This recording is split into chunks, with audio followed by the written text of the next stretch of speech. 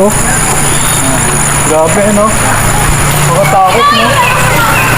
Yan, ang nabi. Banggi!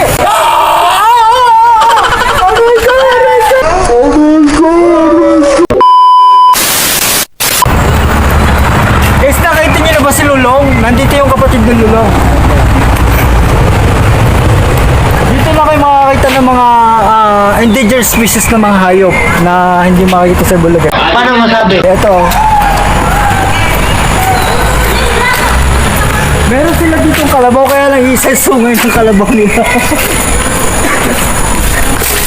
Nasaan dyan si Lulong? Ayun, nandun. Ay, ito muna. Oh, yan. Ayun, guys. Guys, meron ditong sawa, kaya lang medyo dangerous to. Grabe, no? Makatakot, no? Ayun, ang nabi. Banggi! Guys, ito yung isa sa mga mapanganib na hayop dito. Endangered species ito, di nga nagalaw, yun. So, sobrang bangis.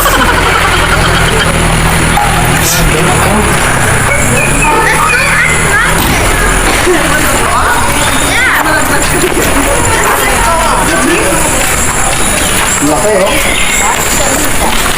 Doesn't have the water. Makain ka niyan. Kasya-kasya ka sa bituka niyan. Guys, ito yung si Lulong. Grabe laki, no?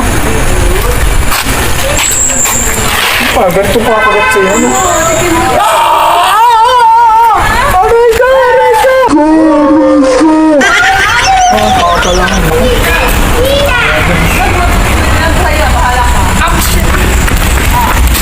Yun yung agila, oh.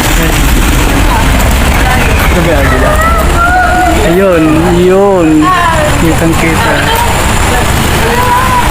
Guys, ito yung mga nandito nung panahon noon. Kaya lang ngayon kasi siyempre dumami ng tao. So ngayon ito na itong mga bago na natitira. Pero meron pa rin mga buhay ang nag-i-exist sa ating bansa siyempre. Kaya lang ito na yung natira dito kasi masyadong matao na may takot na.